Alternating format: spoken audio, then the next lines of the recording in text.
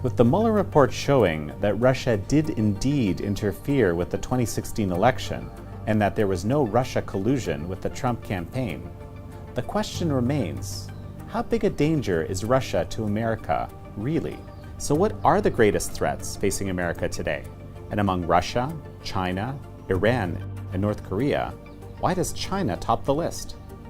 This is American Thought Leaders, and I'm Jan Jekielek. Today we sit down with Brian Kennedy, who is president of the American Strategy Group, a think tank exploring the existential threats facing America today. He's also chairman of the Committee on the Present Danger, China, and led the Claremont Institute and Claremont Review of Books for over a decade. We discuss some of the key threats facing America today and the actions that President Donald Trump has been taking to make America more secure against them. Brian, it's really wonderful to have you on American Thought Leaders. Thank you, Jan. Great to see you.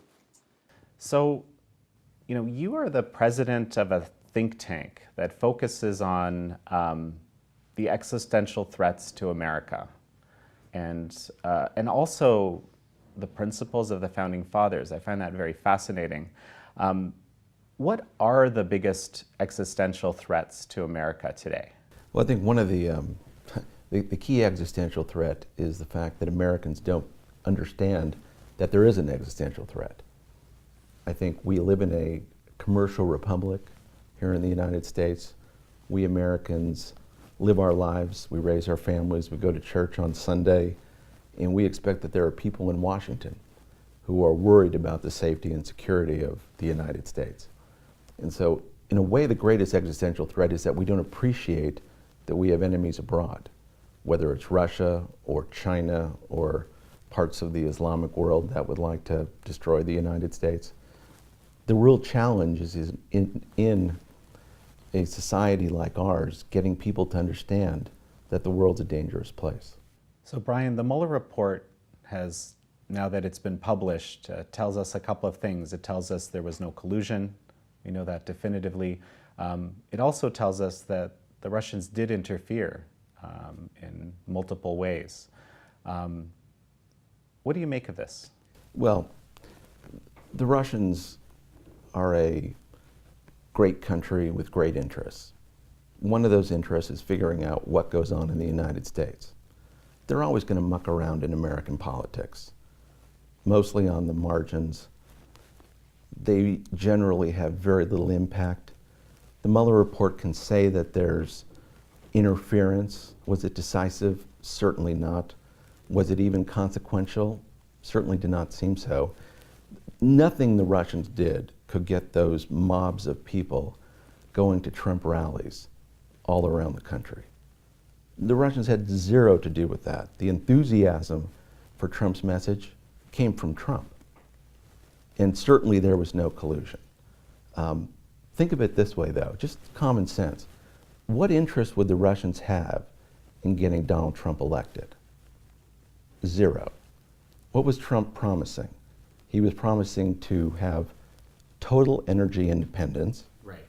Now, the Russians are a energy-based economy, right? Very often called, absent all the oil they have, it would be a third world country with nuclear weapons, it's often said. So Trump comes in promising complete energy independence, which is not in the Russian interest. To rebuild the American military, is that in the Russian interest? No. Finally, to build a national missile defense, and to be serious about that. Now, if they're a third world country with nuclear weapons, if Trump can build a missile defense to negate their nuclear weapons... It's their only leverage. Right. Right. Now, the Russians... And energy, like you're saying, right? Right. Of course. The Russians knew how to manipulate Hillary Clinton. When she was Secretary of State, she, ultimately sold all or much of our uranium to the Russians. The Russians knew how to deal with Hillary Clinton. Why would they have gambled with Donald Trump? It makes no sense at all, right? Right. And so this whole idea for the last 2 years that we've been spinning around on Russian collusion is really a disservice to the American people. And I, like many people, wonder why didn't Robert Mueller tell us that there was no collusion? When did he know there was no collusion? And why wasn't he explaining that to people? He can look into Russian interference, he can look into obstruction of justice, but there was no collusion and he knew it, and he knew it early on.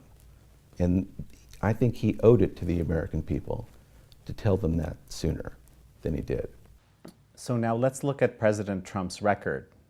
He made these promises, none of which were positive towards Russia, right? And his record seems to suggest that what he actually did isn't at all positive towards Russia.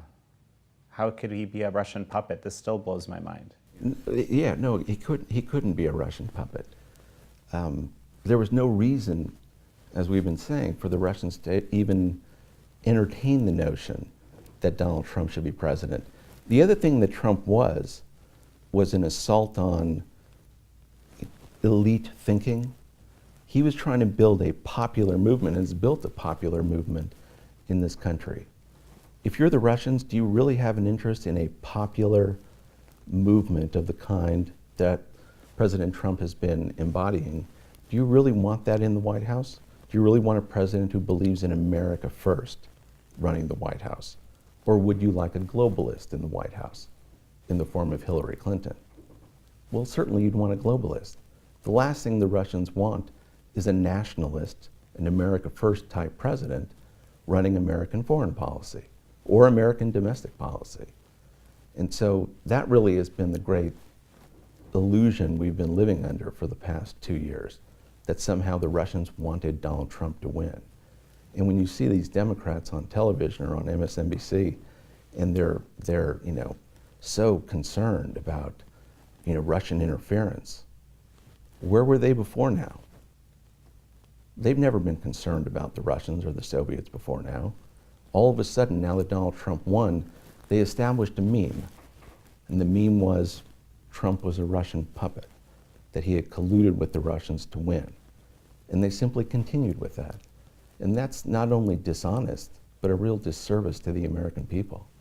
Well, and it seems there's increasingly more evidence now that the prior administration was aware of the interference that Russia was involved in and didn't really do much about it. And but they knew it also didn't make any difference.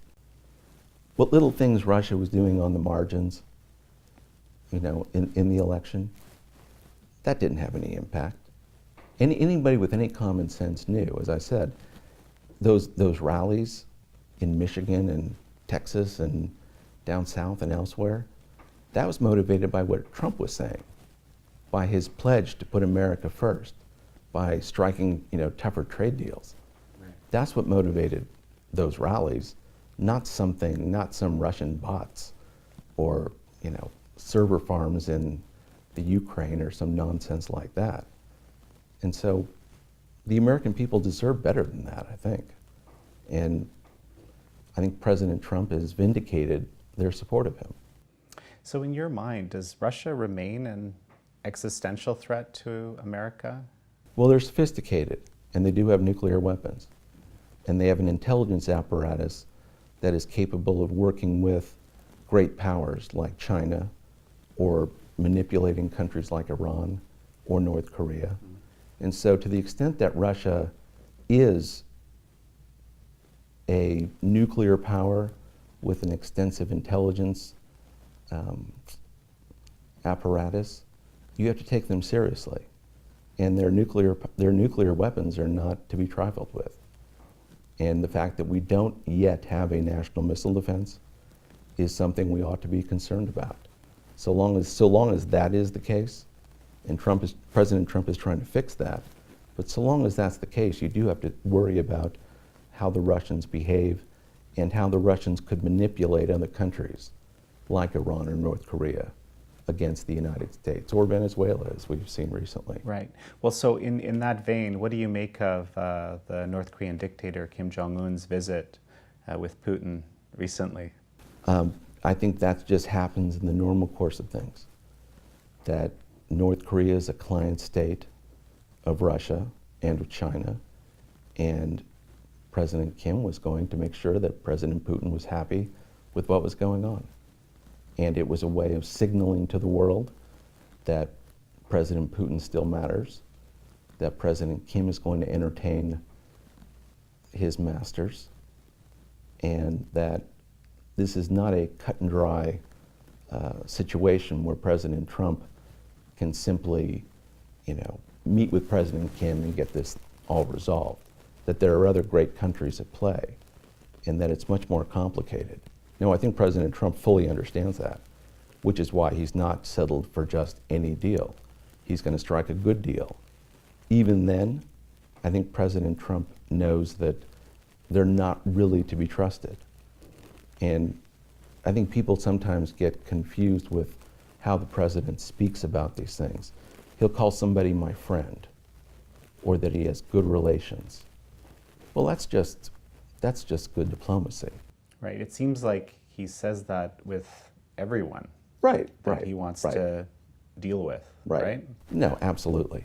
No, the president says that in terms of simply being a good diplomat and realizing that you can kill people with kindness, but you can also kill them with nuclear weapons, and that we have a powerful military, and we want to be in a position to have a certain kind of freedom of movement in Asia, and that the North Koreans are a problem, and a problem he's going to deal with. And I think he's going to expose the bad behavior of both China and Russia when it comes to North Korea. There's been this illusion that North Korea is an independent actor. Right. And so what do the Chinese do? The Chinese always say, gosh, we'd love to help you on these trade deals, but we're so busy dealing with North Korea. And the Russians do the same, as if North Korea would do anything without the either encouragement or permission of the Chinese and the Russians. So these are the masters that you were speaking of earlier. These are the two? Are there any others? No, as a practical matter, look at their nuclear weapons program. Who helps North Korea with their nuclear weapons program? China and Russia. Who helps them with their economy? China and Russia. Doesn't that feel like a dangerous game to be playing? If you're China and Russia? Yeah. Well, a dangerous game on the one hand, but a game that we've been playing for a while here. Look at the Korean War. The Korean War, you had the North Koreans invading South Korea, and the United States and the UN going in to help South Korea, and that was in June of 1950. By October of 1950, the Chinese had put in 750,000 troops that they called volunteers, as if they volunteered and were not called up. Volunteers. And eventually they put in 3 million men against the United States and the UN forces. And there was a stalemate, as we know, and the Korean War has, been the way it has for some time now. But there the Chinese showed that they were not going to get pushed around by anyone, and that even though it wasn't China that we were invading, and that we had no interest in invading China, China was going to do everything they could to demonstrate to the world, especially the United States, that they were going to take their territorial integrity seriously. Right. And again, we weren't going to invade, and they pretty much knew that. But they wanted to show the world that they're a superpower too. They're a big country. They're a sophisticated power, and that they, at the time, Soviet Union, were going to help the communist world do what it could to expand. So you've recently become the chairman of the Committee on the Present Danger China, modeled after the Committee on the Present Danger Soviet Union back in the day. Right. Presumably, this is where the big existential threat is in terms of foreign powers for us, right? For America. Right. I start with the default view that the country could be lost. The United States could be lost. That nowhere in our history books is it written that the United States is going to last forever. and that we can do something internally to get things wrong, and that we could have external enemies who mean our destruction. When we had, the Soviet Union, there were a lot of Americans who understood that the Soviets posed an existential threat. Well, after the end of the Cold War, a lot of serious thinking in this country went away. We had won the Cold War, after all. We were the superpower, and everyone thought, well, we've solved all We're done. we've solved all these problems. And yet we didn't disarm the Russians. They still possess their nuclear weapons and this very sophisticated intelligence apparatus that we've been talking about. But we also had communist China, and they weren't disarmed. They didn't lose the Cold War, and they've been proceeding all these years to build up a first world military, a very formidable nuclear force, formidable navy, and an economy that, if it doesn't already, rivals the United States. Yeah, built arguably by the United States in a way, right? Built with trade and all the money that was made through that, but through technology transfers that we openly gave them during the Cold War, and also, as we know over the years, either stealing our intellectual property or having forced technology transfers. During that period of time, China has become a very powerful and sophisticated, if you want to call them an enemy, some people do. I think they should be seen that way, partly because they think of themselves as an enemy of the United States. And in this country, we don't really have a group of people who understand that China is that kind of a threat. Everyone thinks of China, and all we think of is trade and manufacturing and those things. We don't think of them militarily. We don't think of their intelligence apparatus. We don't think of their political influence. But the Chinese Communist Party is, in my view, the most sophisticated political force in the world today. It's able to govern 1.3 or 1.4 billion people. It's able to extend the reach of China around the world, including the Western Hemisphere. And so China is a real power. And I don't think the American people fully appreciate that. And one reason the committee was started was to explain to Americans that there is this new threat out there, that they have to understand that threat, and that they're owed an explanation for that. Because other than Donald Trump, who has been talking about China as an economic threat or a military threat? Nearly no one. I mean, you have a few senators here and there who have concerned themselves with this over the years, but by and large, it's not well understood the extent to which China really is a threat to the United States.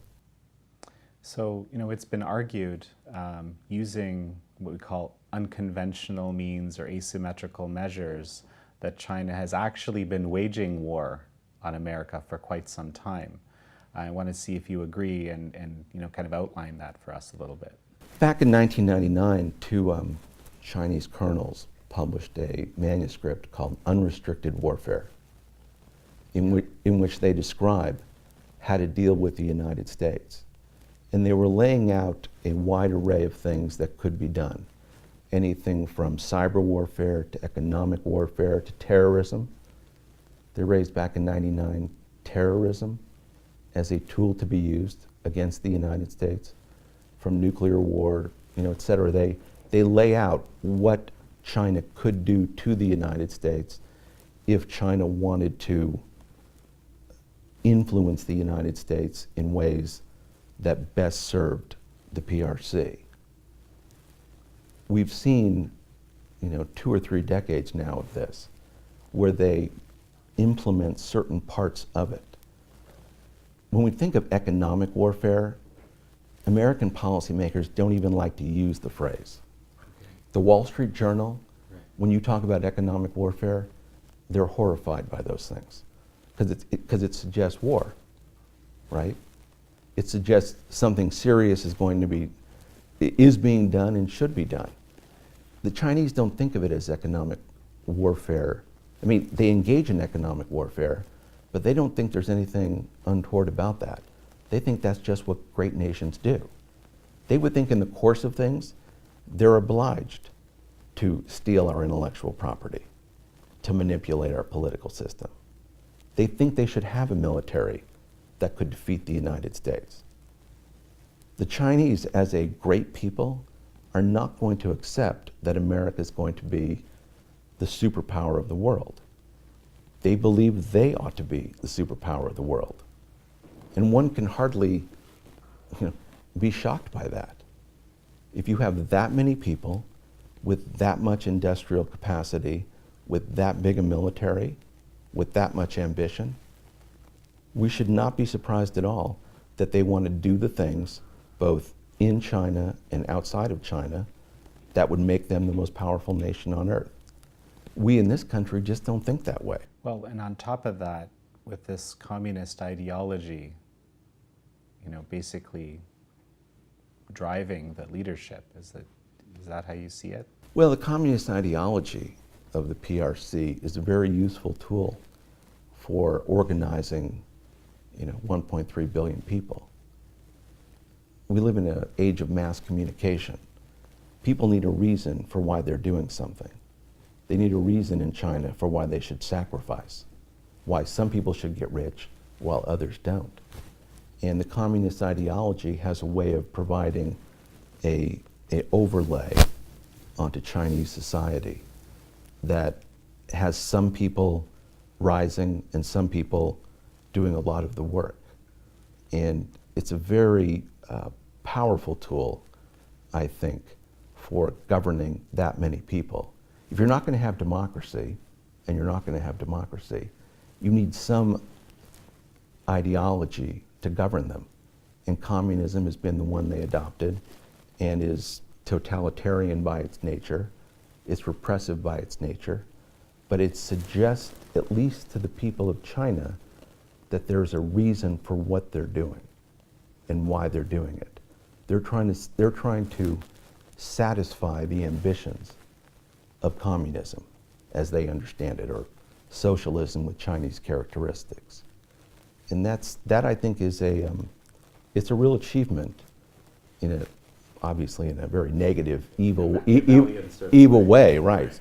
But it's a great, in a bad way, achievement that China has adapted communism to their current circumstances, and they can meld both certain parts of their economy being capitalism with certain parts being very mercantilist and certain parts being, in a way, an absolute fraud into a governing body with that many people, and to project that all around the world.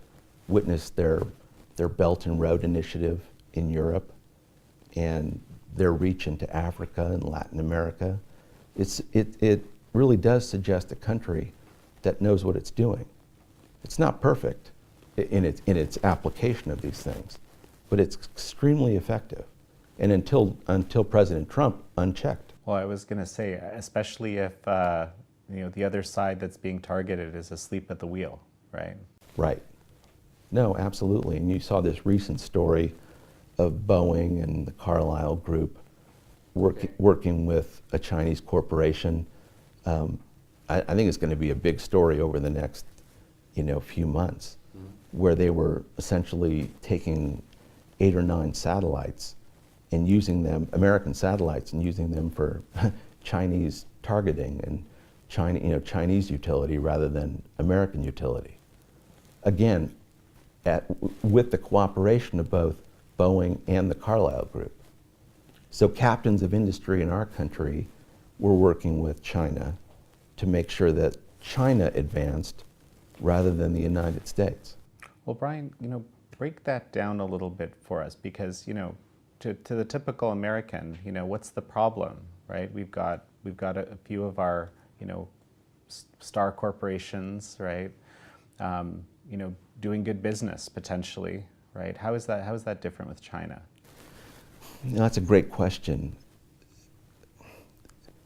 American businesses have thought for a long time they could make money in China, and many of them do. But a lot of it's just short-term gain. And the prospect of making so much money is what really lures these businesses in. But the Chinese, over time, do what's in their interest. And they're the ones seeking this economic engagement for the benefit of communist China rather than for the United States. But these US businesses, because they're making so much money in the short run, are willing to sacrifice things like technology transfers or the use of our satellites. You even saw recently that a number of these businesses that had been hacked into by the Chinese. So the Chinese had engaged in cyber warfare against these American businesses, but the American businesses wouldn't complain to the US government Right. for fear of being shut out of the Chinese market. Right. Well, that's something we should be concerned with. And you also see the fact that China is going to be coming to Wall Street over the next decade, with sovereign bond offerings and equity offerings for their state-owned enterprises. All issued by the Goldman Sachses and the Morgan Stanleys of the world. Should we be concerned with that? And the answer, of course, is yes. It's one thing for an American business to trade with China. What happens over the next decade when American investors start investing in China? I mean, part of this current trade deal is getting greater access for US businesses to invest in China. Right. Well, that doesn't seem like that good an idea. When you're investing in a business, you're investing in its success. Right. When you have all these state-owned enterprises in China, imagine a world where you had, 100 million American retirees invested in the economic success of China. What will that do to U.S. foreign policy? Right? Are we going to challenge China when that It happens? sounds like a very good strategy for the Chinese Communist Party to employ to create those as tight relationships as possible. Absolutely. And that's exactly what they've been doing for all these years. They've melded their economy with our economy in such a way that American business elites don't want to see President Trump discipline the Chinese. But if he doesn't discipline the Chinese, then the Chinese are going to take complete advantage of American businesses. But American business elites are so tied in to that system that we have a kind of corruption. And unwinding all that, very difficult. We didn't have that during the Soviet Union. Right. Right. But we do now with China. But the unspoken thing here is that these businesses in China that the Boeing or Carlyle Group are working with, Right. they don't work the same way as American or other multinational businesses do, and they're not independent, right? In the same way that the American companies are. No, Boeing wants access to Chinese markets. Right. And so it's willing to make sacrifices, even if those sacrifices are bad for the American people. The Carlyle Group, they finance all these different projects. Does the Carlyle Group want to be shut out from China and the amount of money they could make in China, even if it's bad in the long run for the American people? No. And so you're sacrificing, again, the long-term security of the United States for short-term gains. Can any Chinese business do something that isn't positive for the Communist Party, knowingly positive, that isn't positive for the Communist Party? I guess that's the they could question try I'm to. asking. They could try to. Yeah. But the Chinese Communist Party is going to discipline them. And so China has built a system of both government and an economy that works very well together for the interests of the PRC. In this country, we have everybody looking out for themselves.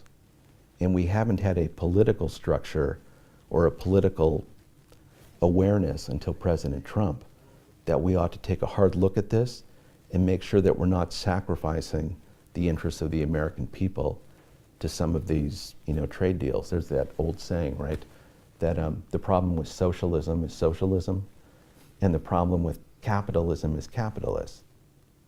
Well, so you have a Boeing or a Carlyle Group sacrificing, basically looking out for themselves rather than the country. The bottom line is the shareholder, not the impact on the Right. typical American. Right, Yeah. right. Even if we're transferring technology we may need, or that we're somehow further intertwining our economy with communist China. Or it's impacting national security, arguably, Right, even. right. And we've seen this for 20 or 30 years now in our dealings with China.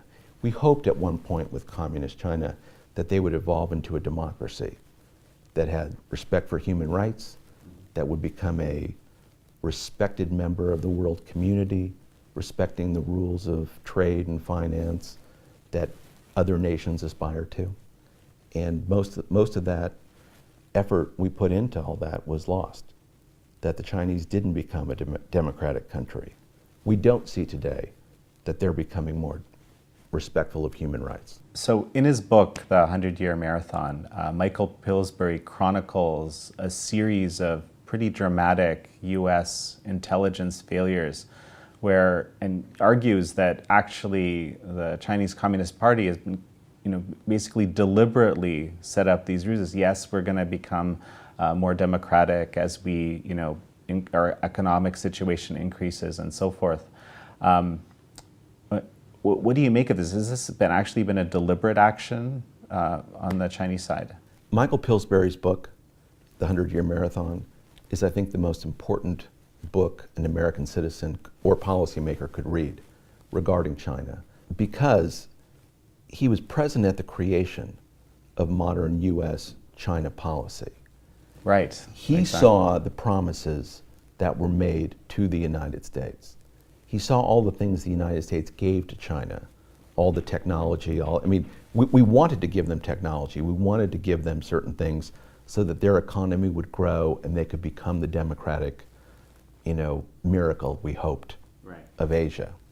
Even though we were already seeing it on Taiwan, it was hoped that the PRC would become that. Michael saw all that being developed. And believed it, I think, right? And believed it, and in his book, he really also describes how they got it wrong. And we Americans got it wrong. And every hope that we had for China, when it didn't come true, we kept on hoping a little bit more. And all the while, China was, instead of reforming itself, becoming a more effective communist dictatorship, being able to give out just enough liberties to certain sectors of their own society in order to build this, very powerful economy. And again, it's not perfect. It has all sorts of flaws in it. But I wouldn't underestimate, and I think the heart of Pillsbury's book is that he doesn't underestimate what the PRC is capable of. That they're capable of both deception, a military buildup that is formidable, and economic manipulation that is second to none in corrupting American elites. And I think that's the real worry of his book, that because they look, as we know, the Chinese are an ancient civilization, because they can look so far ahead, they're very good at waiting out someone like a President Trump. They see what he believes in.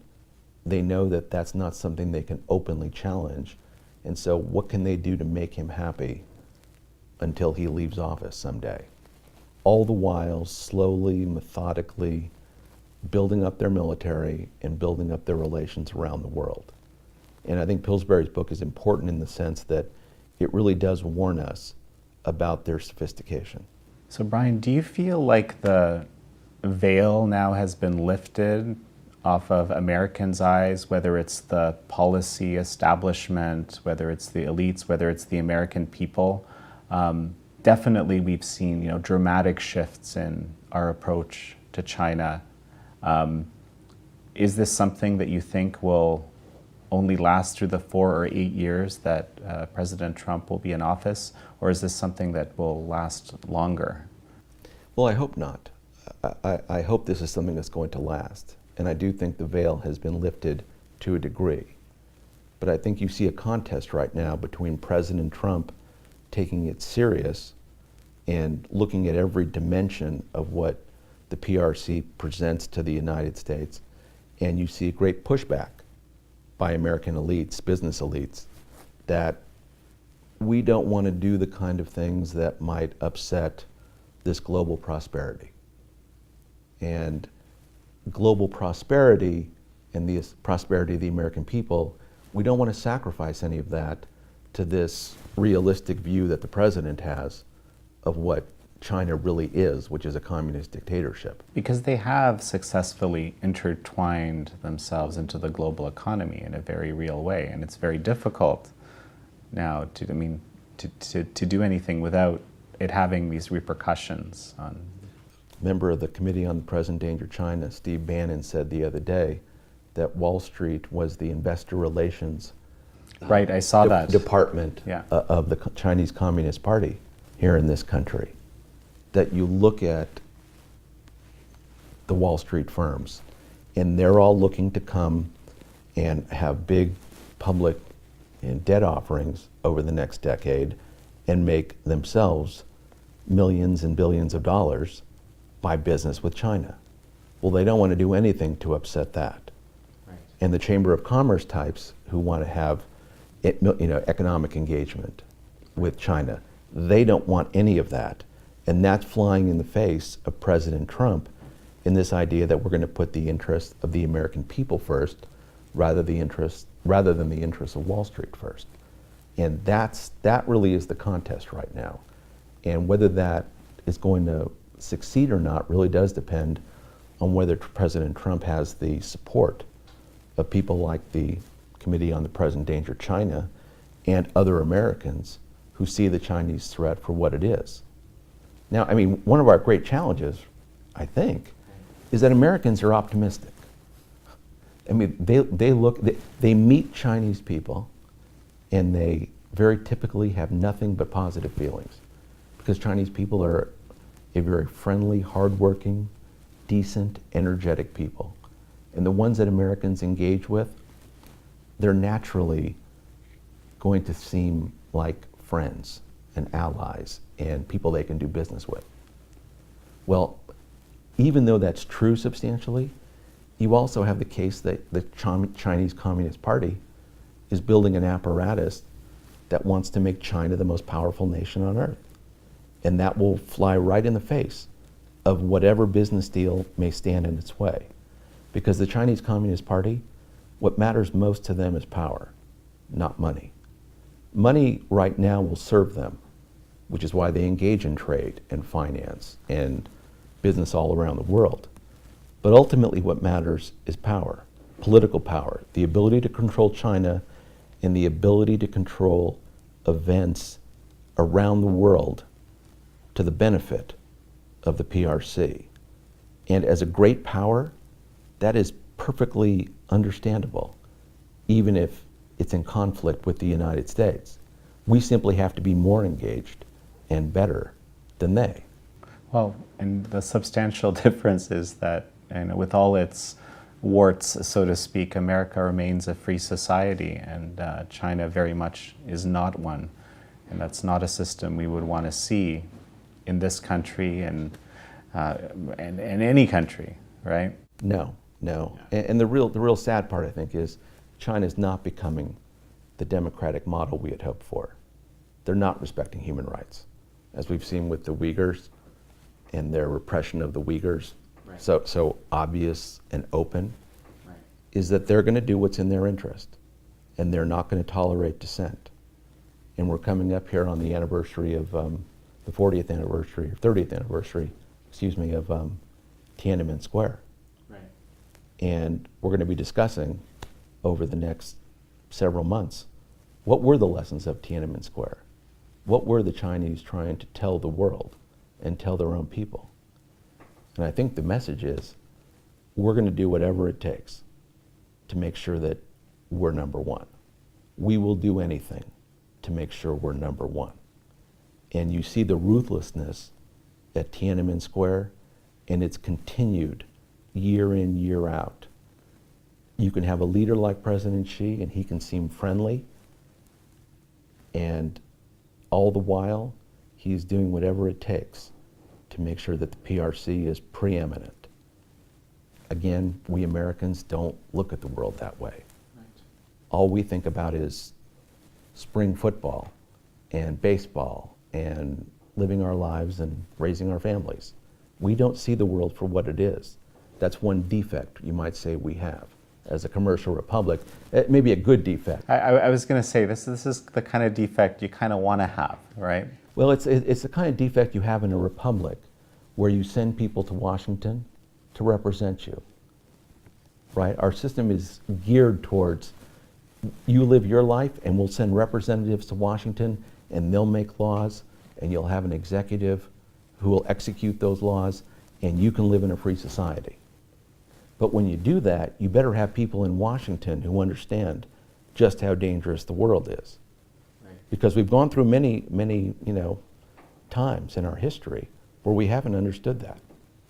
We didn't quite understand that before World War II. We didn't quite understand it at various times during the Cold War. And what we fear today is when it comes to communist China and their ambitions, that we don't fully understand it. And part of our purpose with the Committee on the Present Danger is to work with policymakers and the administration so that they understand all the facts that are in play when it comes to Chinese strategy. See, on the human rights side, it kind of blows my mind because, let's say we've been, at the Epoch Times, we've been covering the persecution of all sorts of groups over the last 20 odd years. And a lot of it was done in a way mostly underground, right? And that's kind of the success of the Chinese propaganda. A lot of the Falun Gong persecution didn't get out into the media. A lot of of course there were moments when the Tibetan, the cultural genocide of the Tibetan people, and Uyghurs all along, the nuclear tests in Xinjiang, what the impact of that was on people. It's hard to even quantify. But now there are documented concentration camps, arguably holding 1 million people out in the open. And you have folks like the president of VW saying, I'm not aware of this, with business operations there. It just feels to me very blatant and kind of in your face and like, we can do this, kind of like a Tiananmen Square type thing, like we're gonna do this. And I dare you to say anything. How do you read this? Probably pretty much the way you do. It is kind of shocking, but it's similar to Tiananmen Square in the sense that they're using it to send a message to the people of China, right? The other people, just the Han Chinese, right, that we don't screw around. What was the lesson of Tiananmen Square when they were killing college students? Now, the college students were among the elites of China. And so what message were they sending? That we will not tolerate this kind of behavior from anyone, not even the children of the elites. That you will adhere to Communist Party ideology. Mess with the political side and you're going to feel the full weight of the party. Right.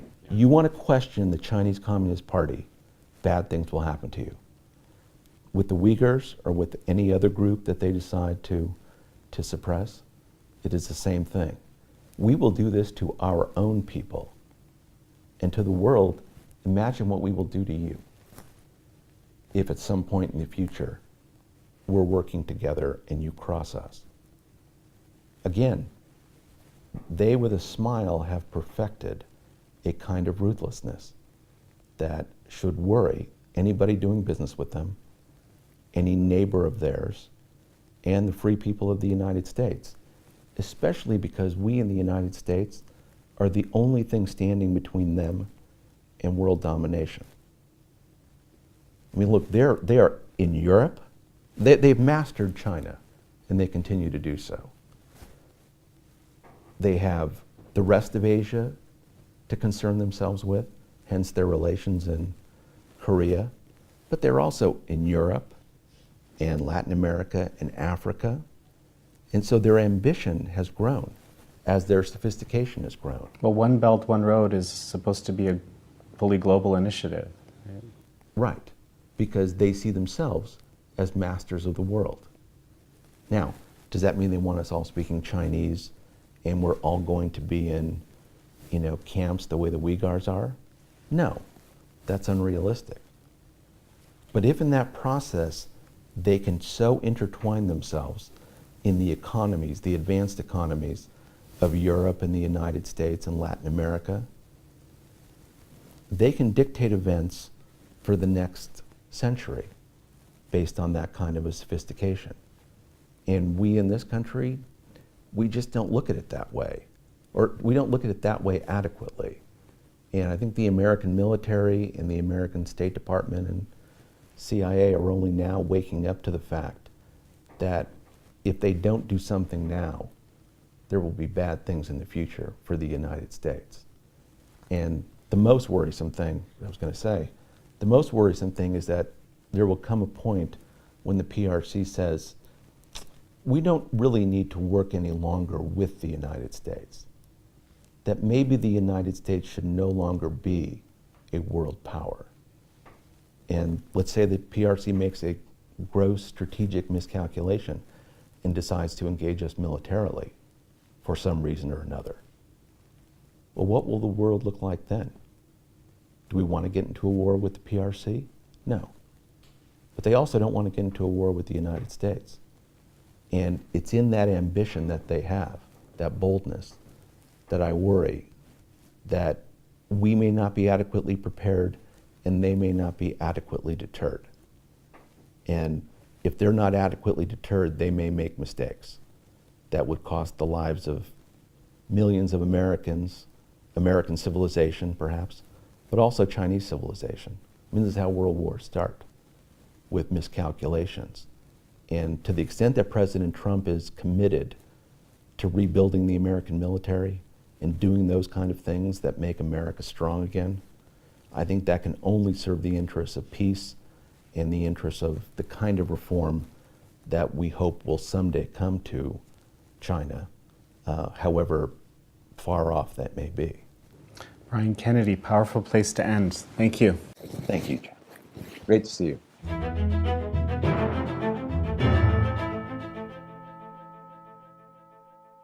Because you made me think that even with all the recent wars that we've been involved with, unless you were a family, a Gold Star family, or you knew veterans or something, a lot of people were just simply quite isolated from the reality that we were at war in a sense. I mean, I know I certainly was to some extent. Yeah, people didn't quite appreciate it. We were told that Islam was a religion of peace, that the people who attacked us on September 11th were cowards. And so when you look at that, you think, well, is this really a problem? And we've gone through almost 20 years of this now, and we're wondering, what does the world really look like under Donald Trump? And he comes in and thinks, yeah, the world's a dangerous place. We got to get this right. And so that's a breath of fresh air in a way for the American people.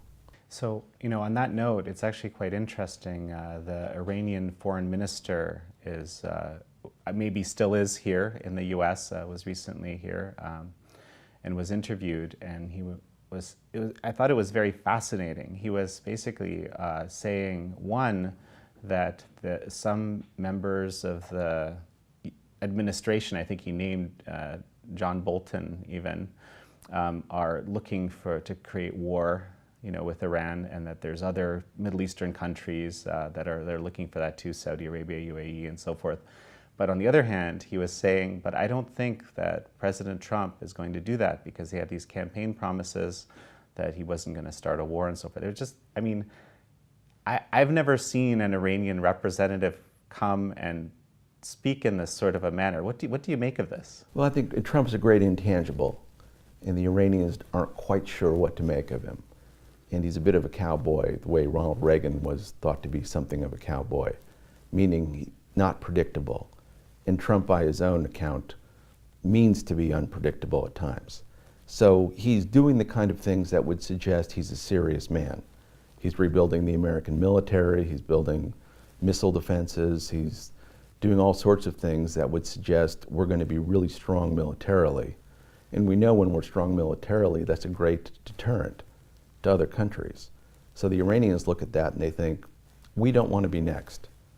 You had Iraq, you had Afghanistan, we don't want to be next. And so let's try to play nice with them, because we're not sure quite what he's going to do. Yeah, and he's designated the Iranian Revolutionary Guard as a terrorist organization. You know, no one was willing to do that. And what kind of a message did that send? Well, it sends the message that he's serious about what it is they do in the world. That the IRGC, much like the PLA in China, is intimate with the workings of what goes on in Iran. They're intimate with what the economy is doing, and they operate an intelligence apparatus that goes anywhere in the world and seeks what is good for Iran. And so the American military and intelligence community sees Iran as a real danger and a real threat, and Trump is simply responding by designating them as terrorists. I mean, remember, it was in the September 11th, the so-called 9/11 report, that the final pre-flight training for the terrorists who flew planes into our buildings on September 11th, their final training was in Iran. Now, who thinks of that? So Iran was complicit in the attack? Where did bin Laden's family go after the attack? They went to Iran. And so here we made war on Iraq and Afghanistan, and yet it was Iran that seemed so intimate and complicit with September 11th, which has arguably changed America over the last 20 years. You read bin Laden's diaries. There was this conflict in his diaries between some of his al-Qaeda core group who didn't like the idea of working with the Iranians. But bin Laden said, my brothers, we have to work with them. They provide financing, they provide intelligence, they provide support. Whatever our differences, we need to work with them. Now, did we hear that during President Bush's term or President Obama's term? Not really. And I think Trump is looking at this now and thinking, we need to be serious. We need to understand who the real enemies are.